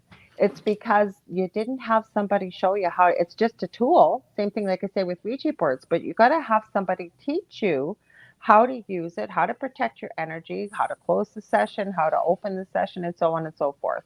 It all goes back to energy work. It really does. It's all about, it's all centered around the premise of universal energy. Absolutely. I agree with you. Thank you. Do you have the one with the yellow? Did I miss it? Let me, because I that's the ones I wanted to. That one's because the blue orbs are the most rare orbs. So give me a minute. I'm going to look like it disappeared, but I'm here. Hopefully, it doesn't cut off. If it does, I will be right back. Can you hear me? No? Yeah, I can hear. I can hear you. Good. I look like it's black here because I tried to grab all the pictures you sent me. Give me 1 sec. I got to find you in here. There you are. Okay, let me see. It had you said a yellow orb? A yellow band and then a blue orb off to the side. How did I miss that one? I don't know. Do you know what number it was? Because I've got 1, 2, 3. I think I sent it to you last by itself. Oh, by itself? I don't know if I got that. Oh, you did. I forgot these. Thank you. Here, it looks like he's holding a lightsaber. Kinda. That's me. Oh, okay, then there's a face in it because I got those ones I forgot to upload. Let me see if there's any more. Nope, those are the other ones. So give me a sec. We'll head back in here. Just let me upload them. It'll take me 2 seconds. I just sent it to you again in case. So. Oh, did you? Okay, well, I can't open it on there, but I'll open it on here if we have to. Okay. Whoa, you've got a lot of files. Okay, I'll delete them. Hang on. Don't be getting cranky about this. StreamYard's getting cranky with me. Who is? StreamYard. I said delete. I'll delete them so we can make some room so they won't get mad. It's saying they've used too many files. So I'm going to delete these files. Just 1 sec, guys. Thanks for your patience. So that we can upload these, because these are pretty cool pictures you sent me. So give me 1 sec and we'll make some room so that doesn't. There, now it finally put it in here. I think I took them all out. No, I got one more to take out. Okay, so there's this one. No, that's not the one. It only that's the one that I blew up a little bit. That yeah, one. That's one too. It didn't let me do it. So let me upload it now. Photo library. 1, 2. Let's see if it'll add it. Yes, now it's happy to add it. So there's that one. There you go. So that's me. Okay. Now you see that big yellow band? Yeah. Like It looks that, like it's like you're holding a lightsaber from far yeah, away. no, Yeah. I'm not. My arms are out like this, right? And I'm like, and they said, okay, call to a spirit, like if you want to talk to somebody, because it's a spirituals camp. So I called to my brother, and that's when my friend took that. Wow. Yeah. Look at how bright And his light is. yeah, and yellow orange is I forgot what color they told me what that represents. Honestly, I don't know a lot about orbs, but that was incredible. Now, if you look over to the right, there's a faint blue orb. Yeah. Blue orbs are the rarest, and if you have a camera or you screenshot this if you're watching, and you open that up, you can kind of make a face out in that orb. It's crazy. Oh, you're right. I did see that with the one that you sent me. Yes. Okay. Now, what about this one? That's it. That's it. I thought that was the one. Okay. Yeah, like you can see faces in it. It's crazy. Yeah. Yeah. No, it's quite the faces that are in there. You can see it definitely. Of course, you're going to get people saying that it's completely escaping my name. I know, or my brain. I know what the name of it is, where the body or the brain makes faces out of things because it's human nature, basically. But no, you can see it. And my theory is, if everybody can see it, I don't think it's God, why is that escaping my brain? Somebody will put it in the chat, I'm sure, what the name of it is when we see things. It's something Elia. I'm trying to think what it is. I know what you're talking about, but I don't know the name. I have the name of this. I use it all the time, and of course now because I'm thinking of it. Let me see if I can find it while we're talking. But those are incredible pictures. So how long ago did you do those? We went like a week ago. Oh, just a week ago. Okay. Yeah, I was in Florida for a few days. Yeah. Ah, I can see the darn thing on the page, and every time I go to say it, it disappears in my brain. It's going to drive me nuts. You know what I say to people, who want to pick stuff like this apart? It's fine. Pick it apart. I mean, you should question everything. You shouldn't trust me or anybody else. You should question everything and do your own research and go to places like Casadega and experience it. Oh, what? Honestly. Sorry about that, guys. I got it off there finally because it was still up there. I was trying to get rid of it for you. Okay. Paradolia. Thank you, Dave. Thank you. I know that word. I knew somebody would type it. Thank you so much, Dave. Dave's a really cool astrologer. I've had him on the show before.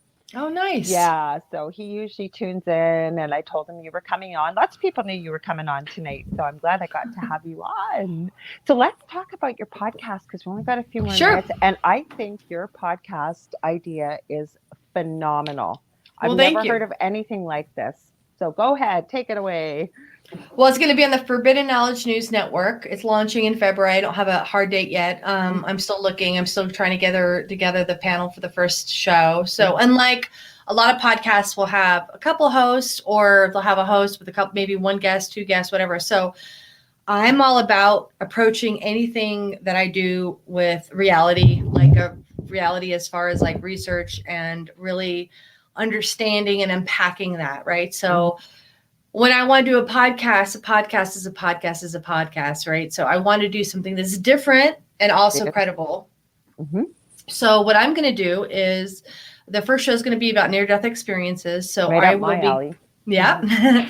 So I'll be getting somebody who's actually, or maybe two people who's actually experienced that, like have died and have come back and can tell their story. Then I want to get a psychologist, and I want to get a doctor and maybe a nurse. And then I'll get an anthropologist. Possibly, somebody else from the scientific field, maybe an anthropologist, archaeologist, that will talk about different cultural belief systems throughout history, what their, view of like life after death and things like that. Maybe even an indigenous person, that has, explanations for this experience. And, I have 3 questions that I ask everybody, like every, and it's going to be unpacking that. And then I'm going to do a show on suicide as well. So like for instance, so the suicide, and I want to clarify something too.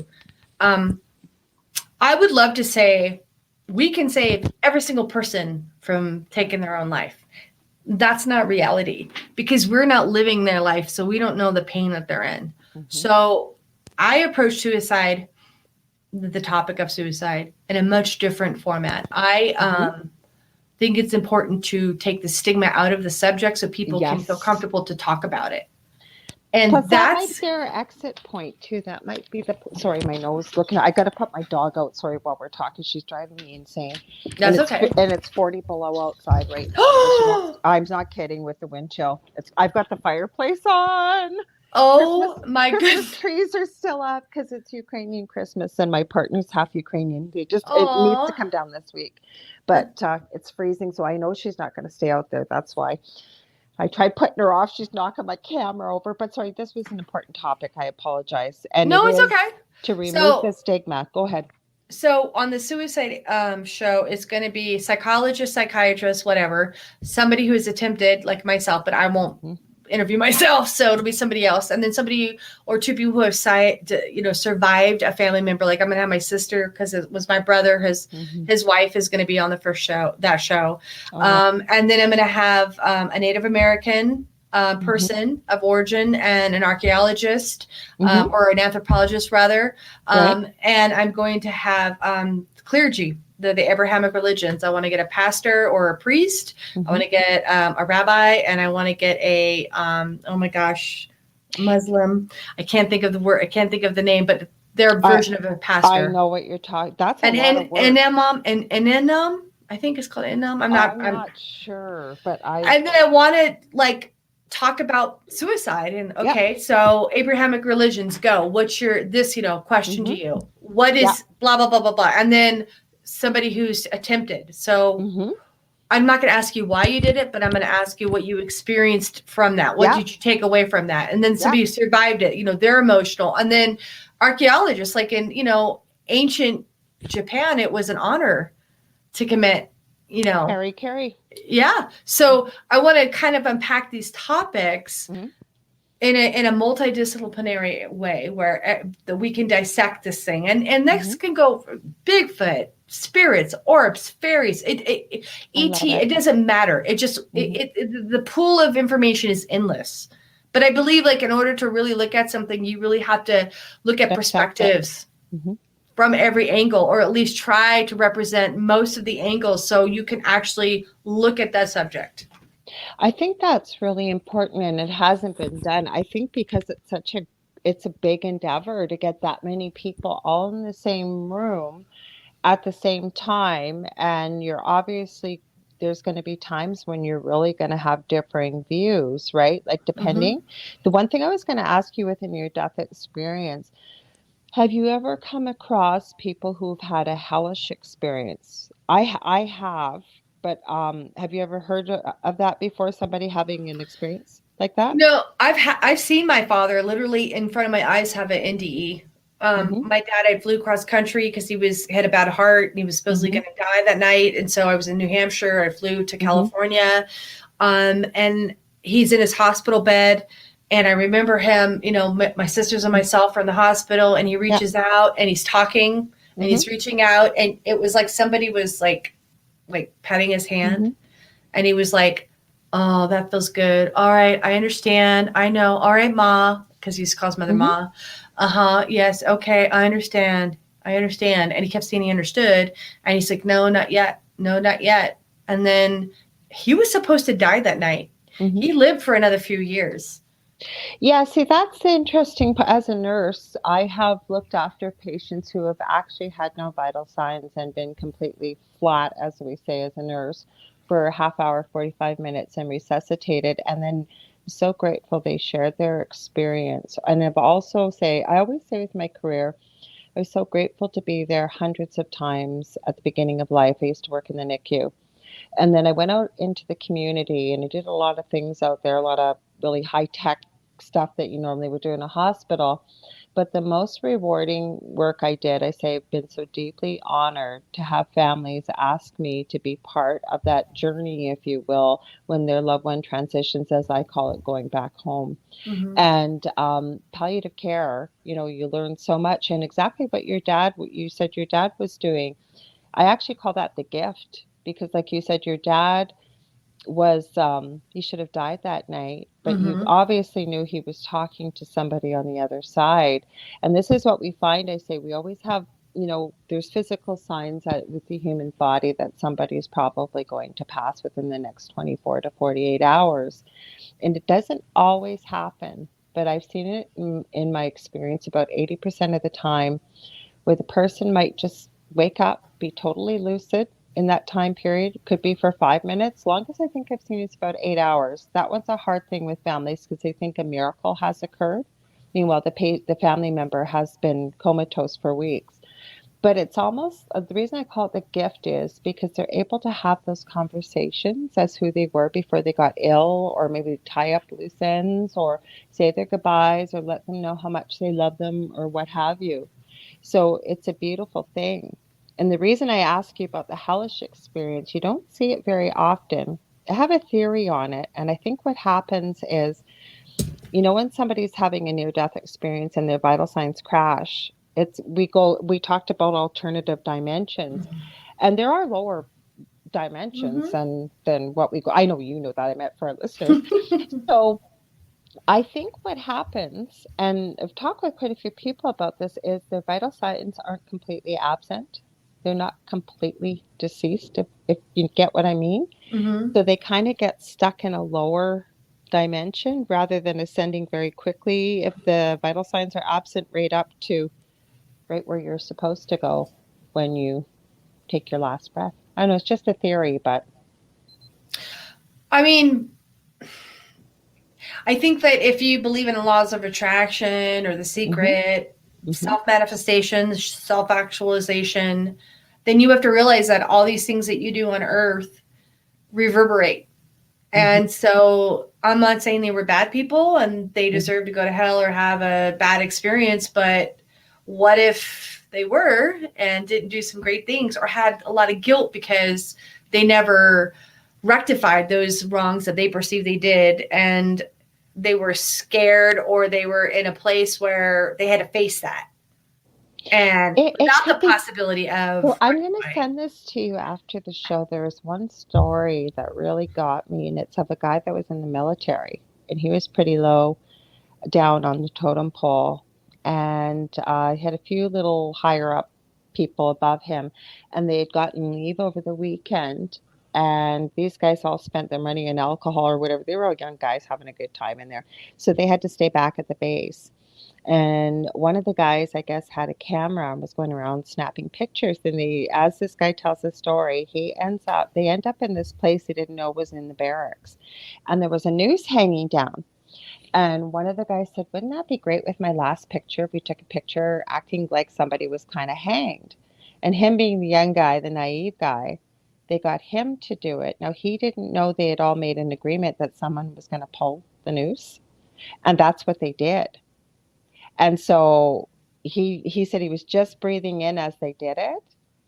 Next thing he knew, he said he's sitting on the bunks with them, and they're all talking. He remembers that one of them was bugging the other guy for his stash of Snickers and kept saying, "Can I have a Snickers yet? Can I have a Snickers yet? Can I have a Snickers yet?" And he's going on and on and on talking. He didn't really say a lot. He said he was just listening to the conversation because he didn't know he had passed away until somebody said, "Hey, so and so, I don't think he's joking." And he looked over. He said he saw his body.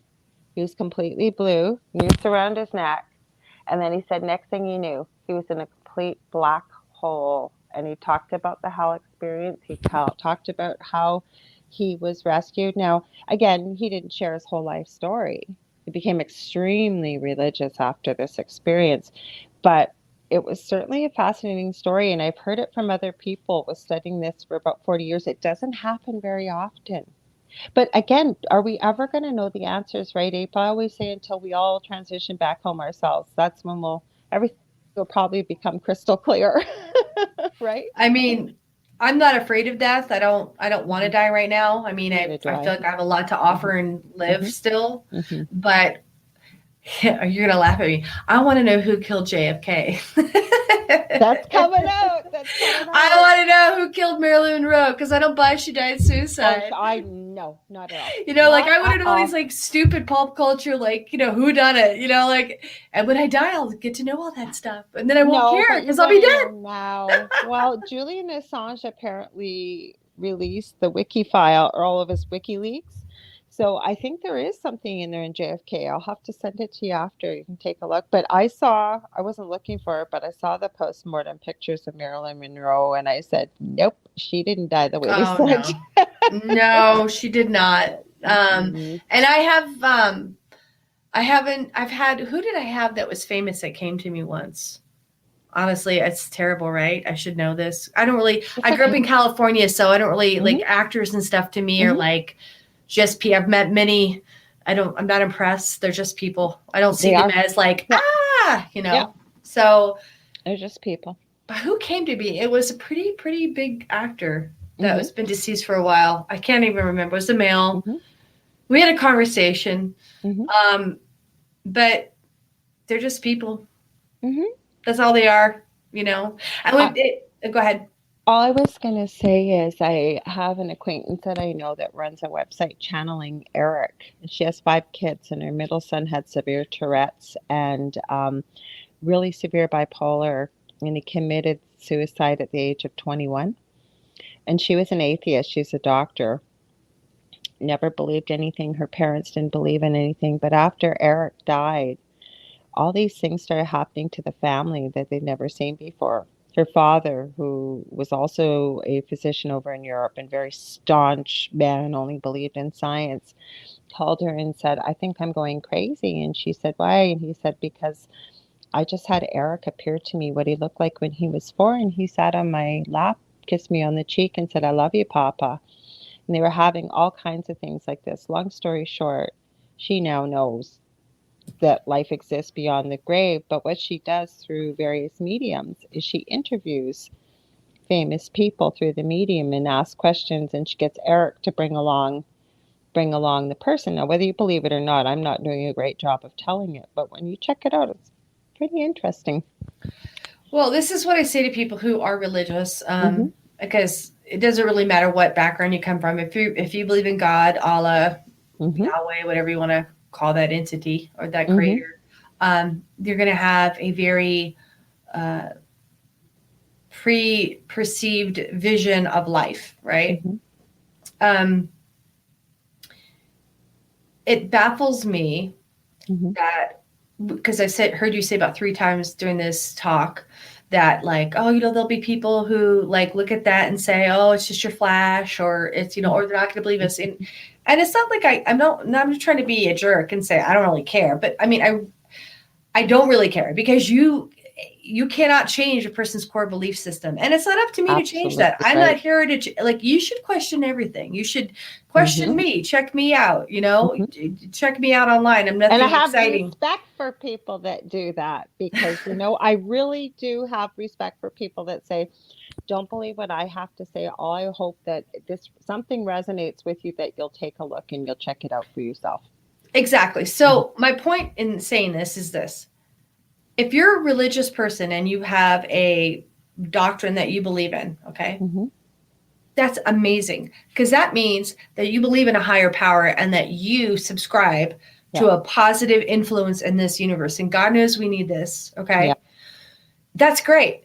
But you believe in an entity that you've never had lunch with, that Yeah. you've not appeared before you Yeah. and said, hey, I'm going to part the Red Sea for you. I mean, Yeah. you believe in something that is written in a book that's been manipulated and rewritten hundreds of, Agreed. if not Agreed. a thousands of hundred times, percent. in Mm-hmm. the last 2 millennia, and was a religion started by man to control man.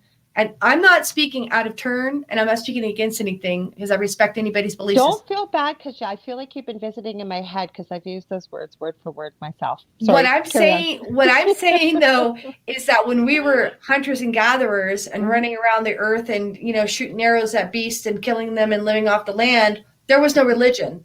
Hmm. If there was, it was pretty much pagans, which believed in like the earth, the Gaia, the Hmm. respecting the planet, Yeah. indigenous belief systems, right? And religion came about, and then everything in history shifted from being like happy with what you had to Hmm. wanting everything you didn't have. And Hmm. instead of living your life to prepare for death with respect and reverence like the Egyptians did, Hmm. it turned into screw that, let's live today and get as much stuff as we can and have slaves, and I'm talking thousands of years ago, okay, and do whatever we want and go conquer people Lance, and harness this powerful thing called religion. Because if you can get into somebody's mind and you can make them believe something like that, then you can control them. And that's when I say religion has been weaponized. Basic religion tenets, I have no problem with. Love thy neighbor. Don't murder people. All these wonderful things that it teaches you. Don't steal. And God, according to the Bible, and trust me, everyone who's listening in the South especially, my grandparents are from Oklahoma and Arkansas. I grew up in a very Southern Baptist church. I have studied that Bible from the time I could read until the time I just walked away from it. And I will tell you that God says we're not supposed to judge. That's his job. That's I say all the time. And not my job to judge. And who are we doing? What are we doing? We judge each other all the time. All the time. It's judgment. All the time. Just got a different label. I wanted to remind you, because we just got a few minutes left. You wanted me to bring up about little people, you said. Oh, yes. Yes. Where was I going with that? I was talking. Oh, good. I know where I was going. Okay. So I have to think sometimes. My head goes 1,000 miles a minute. So little people. Now, giants too, right? Existed. Of course, all these creatures that you had brought up existed at one point. We have physical evidence. We have little people. We have what's it called? Gigantism? What's that gene? Gigantism? Where it makes you grow. These genes didn't come from nowhere. They have to come from somewhere. They're not just like random where like, oh, we have, little people and we have people that are like 7 feet tall, 8 feet tall. All of these things that people want proof of. I mean, if you really want proof, go knock on the Vatican door and ask them for the secret vaults, or go to the Smithsonian to their warehouse and go check that out, because they have giant bones. They have evidence of fairies. They have evidence of gnomes, which, by the way, I saw your gnomes back there. I am a gnome freak. Love gnomes. Christmas. We have so much in common. Yes, they're falling off. I love gnomes. I have to show this guy. This guy I made right from scratch. He's not a doll. This is my partner Dell's co-host. He calls him you. So when he says, hey, you. So he kind of looks like from ZZ Top, but he actually is a gnome without the glasses. Super hip gnome. I like him a lot. Isn't he cool? He's a 21st century gnome. Yeah, he's a rocker dude gnome. But I mean, it's just, it amazes me that people are so willing to put their faith and their belief system into an entity or deity that they've never seen, talked to, or touched, or whatever. Yet, if you believe in ET, Bigfoot, fairies, or whatever, you're crazy. You're crazy, yeah. It's all energy, people. This is all energy. We're talking about different forms and different belief systems. That's what we're talking about. And if you really want to look into Christian belief systems and where Christmas and Easter and all those holidays come from. Pagan belief systems. Yes, they're all from pagans, and there's a reason why. So that's what I want. That's my soapbox for that. Well, that's a good place to end up. But will you please come back on again? I had so much fun with you tonight, talking to you about all these topics. I can't wait. Then you'll have a date for your podcast. You can tell people where to find you, where to tune in. So if you want to let people know, where can they find you, where the podcast is going to be broadcast again, and when it's relatively starting, and so on and so forth. Right. And if they want to contact me, if they have any ideas of a podcast, or if they're, if they're a psychic, medium, or they have a personal experience with a Bigfoot, anything like, and it could be anything, honestly. The Ancient Gift 222 at Gmail is my contact. And have that on there. Good. And the network again, because I've been trying to nail Chris down. Now I got you as a contact. I'll be able to nail him down, because we've been trying to have each other on each other's podcast now for I don't know how long. He mentioned it to me tonight. He's like, I was supposed to do it, but he came to Texas to help me move, and we just got into this place like 3 weeks ago, literally. So we're still unpacking. So it's just been a little crazy for us. But it wasn't recent. We've been trying to do this for a while. Then he gets busy, then I get busy. And so I'm so glad you were able to come on. So where's the name of the podcast again, and where they're going to find you? It's The Ancient Gift, and it's going to be on the Forbidden Knowledge News Network, and that's on Rockfin. And it's also a great podcasting network. Chris runs it, right? And he's got quite a few good Yeah, they have different Day shows on there. Zero. I'm pardon me, I don't know Karen Holtz. What's the name of her show? Oh, geez, I know it, I know it, I know it, and I'm I know forgetting. I should I'm know this. forgetting. I'm forgetting. Forbidden Knowledge News, obviously, that's Mhm. what started it all. They have Day Zero. They have Knowing, Understanding Propaganda, and a Mhm. couple other shows. So they have Mhm. a great variety of, Mhm. spiritual to conspiracy Yeah, to, all kinds of everything in stuff. between, and that's kind of how we are on United Public Radio Network here. I want to thank April. Thank you so much for being here, and I Thank you mean for that. I having me. know we're going to be friends here. We're going to be talking about all kinds of stuff because there's been a couple times you've been talking. I think, oh my God, I think that girl's reading my mind. You never know. You never know. If you guys want to get a hold of me, you can get a hold of me on facebook.com/the Angel Rock. Like I said, I have two groups on Facebook. Paranormal University for all things paranormal. And then I have the Angel Rocker Tribe, more for the power of the mind, power of positivity, law of attraction, a lot of the more esoteric and spirituality type things. And next Monday, I will be back. We've already talked about her. My really good close friend, Karen Holton, will be back. And we're going to be talking about an interesting topic next week. We are going to talk about what we're receiving from spirit, about collectively what is going on in the world, and talking about that we really believe that part of this is learning that we need to stand up and save ourselves rather than waiting or believing in that there's all kinds of somebody coming to save us. Now, again, That's what was that, April? that's the divinity that we all Mm-hmm. have inside of Mm-hmm. us, that Mm-hmm. spark. And Yeah. we all have to own that and take Mm-hmm. responsibility for it. Yeah, Absolutely. yeah. So it's not going to be a confrontational show. It never is. Karen's been on the show before, but I want to give you guys a heads up. Maybe you've got some thoughts on that too. We'd love to have you here, same time, same place. I want to thank you again for being here, April. I want to thank everybody else in the chat. I send you all so much love and light, and we'll see you next Monday. Thank you so much. Thanks for being here.